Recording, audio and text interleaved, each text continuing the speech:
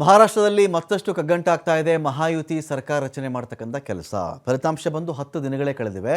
ಇನ್ನೂ ಕೂಡ ಮುಖ್ಯಮಂತ್ರಿಗಳ ಆಯ್ಕೆನೇ ನಡೆದಿಲ್ಲ. ಅಲ್ಲಿ ಇವತ್ತು ಫೈನಲ್ ರೌಂಡ್ ಮೀಟಿಂಗ್ ಆಗಬೇಕಾಗಿತ್ತು. ಅಲ್ಲಿ final round meeting last time ನಡೆದಂಥ ಮೀಟಿಂಗ್ಗೆ ಏಕನಾಥ್ ಶಿಂದೆನೇ ಬಂದಿರಲಿಲ್ಲ. ಅವರು ಕೂಡ ಈ ಅಲಯನ್ಸಲ್ಲಿ ಒಂದು ಪಾರ್ಟಿ ಅವ್ರದ್ದು ಕೂಡ ಶಿವಸೇನೆ ಅವರೇ ಬಂದಿರಲಿಲ್ಲ.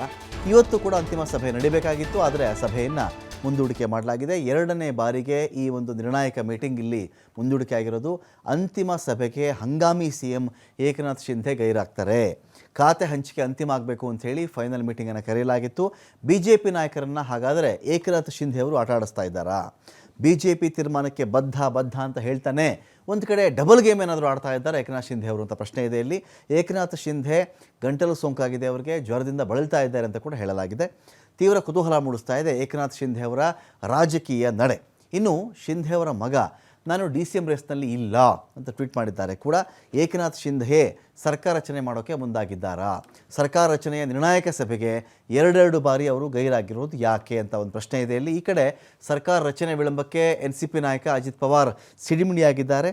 BJP ಉನ್ನತ ನಾಯಕರ ಜೊತೆ ಚರ್ಚೆ ಮಾಡಬೇಕು ಅಂತ ಹೇಳಿ ದೆಹಲಿಗೆ ಅಜಿತ್ ದೌಡಾಯಿಸಿದ್ದಾರೆ ಕೂಡ.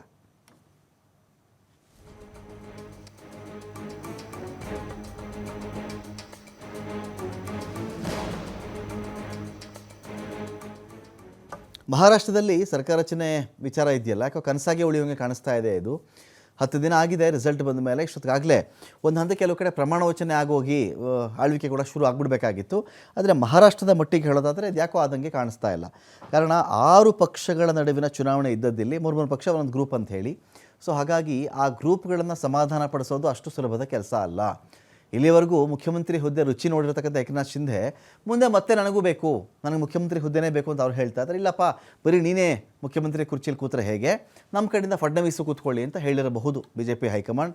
ಆ ಕಾರಣದಿಂದಾಗಿ ಇದೀಗ ಸಾಕಷ್ಟು ಅಲ್ಲಿ ಒಂದು ಪ್ರಶ್ನೆ ಇದೆ. ಅಲ್ಲಿ ಇವತ್ತೊಂದು ಫೈನಲ್ ಮೀಟಿಂಗನ್ನು ಕರೆದಿದ್ದರು, ಯಾರ್ಯಾರು ಅಲಂಕರಿಸಬೇಕು ಅಂಥೇಳಿ. ಆ ಒಂದು ಮೀಟಿಂಗೇನೆ ಏಕನಾಥ್ ಶಿಂದೆ ಒಂದು ಕಡೆ ಗೈರಾಗುವ ಮೂಲಕವಾಗಿ ಪರೋಕ್ಷ ಸಂದೇಶವನ್ನು ಕೊಡ್ತಾ ಇದ್ದಾರೆ.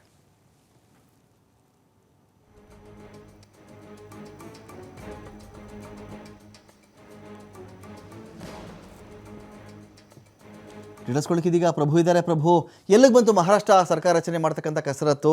ಏಕನಾಥ್ ಶಿಂದೆ ಮೀಟಿಂಗ್ಗಳಿಗಂತೂ ಬರ್ತಾ ಇಲ್ಲ. ಸೊ ಏನಾದರೂ ಇವರು ಬೇರೆ ಒಂದು ಅಲಯನ್ಸ್ ಮಾಡ್ತಕ್ಕಂಥ ಒಂದು ಪ್ರಯತ್ನ ಏನಾದರೂ ಮಾಡ್ತಾ ಇದ್ದಾರಾ, ಅಥವಾ ಮುಖ್ಯಮಂತ್ರಿ ಹುದ್ದೆನೇ ಕೊಡಬೇಕು ತಮಗೆ ಅಂತ ಪಟ್ಟು ಹಿಡಿತಾ ಇದ್ದಾರಾ, ಹೇಗೆ ಅಂತ?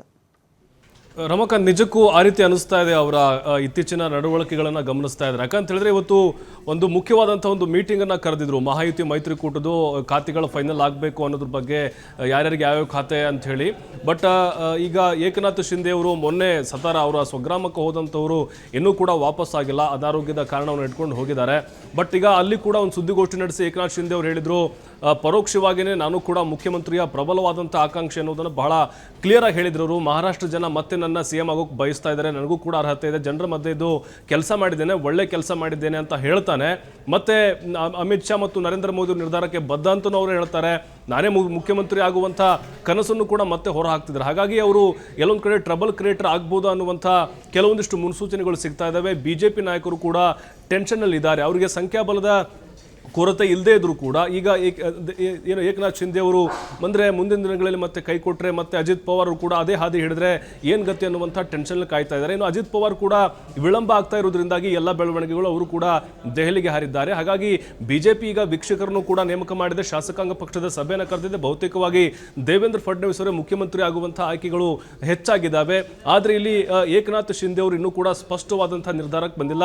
ಮೇಲ್ನೋಟಕ್ಕೆ ಮಾತ್ರ ನನ್ನ ಬೆಂಬಲ ಇದೆ, ನಾನು ಎಲ್ಲದಕ್ಕೂ ಕೂಡ ಬದ್ಧ ಅಂತ ಹೇಳ್ತಾ ಇದ್ದಾರೆ. ತಮ್ಮ ಪುತ್ರನ ರಾಜಕೀಯ ಭವಿಷ್ಯಕ್ಕಾಗಿ ಅವರು ಹಠ ಹಿಡಿದು ಕೂತಿದ್ದಾರೆ ಅಂತ ಅನಿಸ್ತಾ ಇದೆ. ಯಾಕಂದ್ರೆ DCM ಹುದ್ದೆ ಕೊಡಬೇಕು ಶ್ರೀಕಾಂತ್ಗೆ, ಮತ್ತೆ ನನಗೆ ಗೃಹ ಖಾತೆಯನ್ನು ಕೊಡಬೇಕು ಅಂತ ಹೇಳ್ತಾ ಇದ್ದಾರೆ. ಇನ್ನೊಂದು ಕಡೆ ಎಲ್ಲಿ ಉದ್ಧವ್ ಠಾಕ್ರೆ ಆದಂತಹ ಏನು ಅವರ ಮಗನನ್ನ ಬೆಳೆಸುವಂತ ಸಲುವಾಗಿ ಸ್ವಾರ್ಥ ರಾಜಕಾರಣ ಮಾಡ್ತಿದ್ದಾರೆ ಅನ್ನುವಂಥ ಆರೋಪ ಏನಿತ್ತು, ನನಗೂ ಕೂಡ ಎದುರಾಗಬಹುದು ಅನ್ನುವಂಥ ಆತಂಕ ಕೂಡ ಕಾಡ್ತಾ ಇದೆ. ಬಟ್ ಇನ್ನೂ ಕೂಡ ಏಕನಾಥ್ ಶಿಂದೆ ಅವರ ಸ್ಪಷ್ಟವಾದಂತಹ ನಿರ್ಧಾರ ಈವರೆಗೂ ಕೂಡ ಗೊತ್ತಾಗಿಲ್ಲ. ಮೇಲ್ನೋಟಕ್ಕೆ ಮಾತ್ರ ಅವರು ಎಲ್ಲದಕ್ಕೂ ಹೂ ಅನ್ನುವಂಥ ಉತ್ತರವನ್ನು ಕೊಡ್ತಾ ಇದ್ದಾರೆ. ಮತ್ತು ಶಿವಸೇನೆಯ ಕೆಲವೊಂದಿಷ್ಟು ಶಿಂದೆ ಆಪ್ತರು ಕೂಡ ಹೇಳ್ತಾ ಇದ್ದಾರೆ, ನಮ್ಮ ನಾಯಕರ ಅರ್ಹರಾಗಿದ್ದಾರೆ, ಅವರ ಒಂದು ನಾಯಕತ್ವದಲ್ಲೇ ಮಹಾಯುತಿ ಚುನಾವಣೆ ನಡೆಸಿದೆ. ಹರಿಯಾಣ ಮತ್ತು ಹರಿಯಾಣ ಚುನಾವಣೆ ಆಗಿರ್ಬೋದು, ಅದರ ಜೊತೆಗೆ ಇನ್ನಿತರ ಕೆಲವೊಂದಿಷ್ಟು ಬಿಜೆಪಿ ಮೈತ್ರಿ ಇರುವಂಥ ಚುನಾವಣೆ, ಉದಾಹರಣೆಗೆ ಬಿಹಾರ್ ಚುನಾವಣೆಯಲ್ಲಿ ಅಲ್ಲಿ ಏನು ನಿತೀಶ್ ಕುಮಾರ್ ಅವ್ರನ್ನ ಸಿಎಂ ಮಾಡಿದ್ರೆ, ಬಿಜೆಪಿ ಹೆಚ್ಚಿನ ಸ್ಥಾನ ಗಳಿಸಿದ್ರು ಕೂಡ ಅವ್ರನ್ನ ಸಿಎಂ ಮಾಡಿದ್ರೆ, ಹಾಗಾಗಿ ಇಲ್ಲೂ ಕೂಡ ಮಾಡ್ಬೋದಲ್ಲ ಅಂತೇಳಿ ಈಗಲೂ ಕೂಡ ಅವರು ಬಿಜೆಪಿ ನಾಯಕರಿಗೆ ಪ್ರಶ್ನೆಯನ್ನ ಮಾಡ್ತಿದ್ದಾರೆ. ಇನ್ನು ಕೆಲವೊಂದಿಷ್ಟು ಬಿಜೆಪಿ ನಾಯಕರು ದೇವೇಂದ್ರ ಫಡ್ನವೀಸ್ ಅವರೇ ಮುಖ್ಯಮಂತ್ರಿ ಅಂತ ಹೇಳಿ ಆಲ್ರೆಡಿ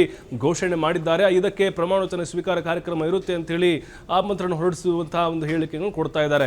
ಬಟ್ ಈಗ ಏಕನಾಥ್ ಶಿಂದೆ ಅವರ ಕ್ಲಾರಿಟಿ ಅರ್ಥ ಆಗ್ತಲ್ಲ ರಮಾಕಾಂತ್. ಬಟ್ ಅವ್ರಿಗೆ ಗೃಹ ಖಾತೆ ಕೊಟ್ಟು DCM ಅವರ ಮಗನನ್ನ ಮಾಡುವಂತಹ ಸಾಧ್ಯತೆ ಹೆಚ್ಚು ಕಂಡು ಬರ್ತಾ ಇದಾವೆ. ಮತ್ತು ಪುತ್ರರ ರಾಜಕೀಯ ಭವಿಷ್ಯ, ಫ್ಯಾಮಿಲಿ ಪಾಲಿಟಿಕ್ಸ್ ಅದರಿಂದ ಹೊರಬರಬೇಕು ಅನ್ನುವಂಥ ನಿಟ್ಟಿನಲ್ಲಿ ಕೆಲವೊಂದಿಷ್ಟು ತಂತ್ರಗಾರಿಕೆ ರೂಪಿಸಿ ಗೃಹ ಖಾತೆಯನ್ನು ತಮ್ಮಲ್ಲಿ ಹೇಳ್ಕೊಂಡು ತಮ್ಮ ಆಪ್ತರಿಗೆ DCM ಹೊಣೆಯನ್ನು ಹೊರಿಸುವಂತಹ ತಂತ್ರಗಾರಿಕೆನ ಏಕನಾಥ್ ಶಿಂದೆ ಸದ್ಯಕ್ಕೆ ಹೆಣಿತಾ ಇದ್ದಾರೆ ರಮಾಕಾಂತ್. Thank you Prabhu.